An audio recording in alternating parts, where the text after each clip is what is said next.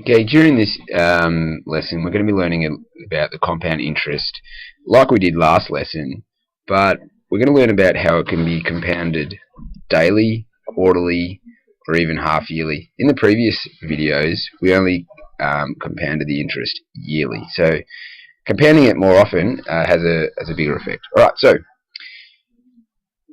the thing that we need to make sure of is that the compounding period and the interest rate are expressed using the same period. So let's look at this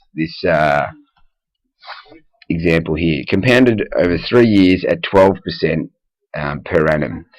Alright, so if we're compounding it quarterly, what we actually have to do is change the interest rate. It's not 12% anymore because it's expressed per annum here. We actually have to express it per quarter. So we have to divide it by 4.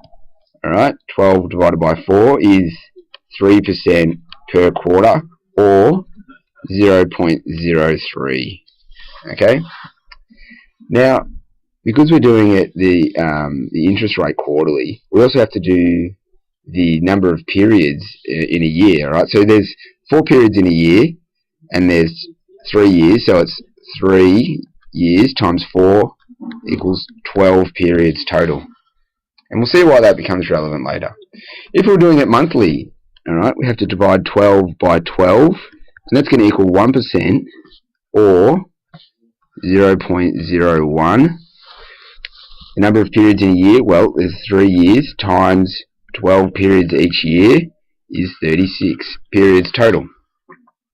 If we're doing it daily, alright, so we've divided by 4 for quarters, 12 for month, we have to actually divide it by 365. Alright, and if we do 12 divided by 365,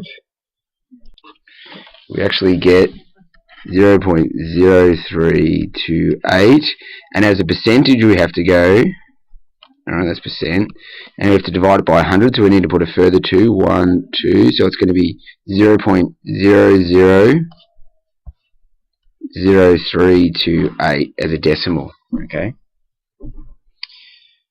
Alright, so the new formula is slightly different that we're going to use for compound interest.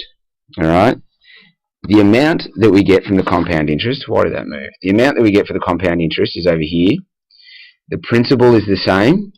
Alright, the 1 is the same here, but now the rate is divided by the number of periods in a year. Alright, so for this one we saw it was 4 periods for quarter, 12 for a monthly.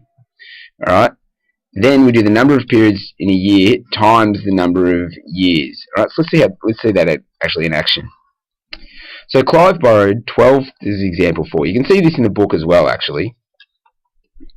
In fact, we might go through that in the next video, so I'll just pause this one here and we'll go through it in the next video.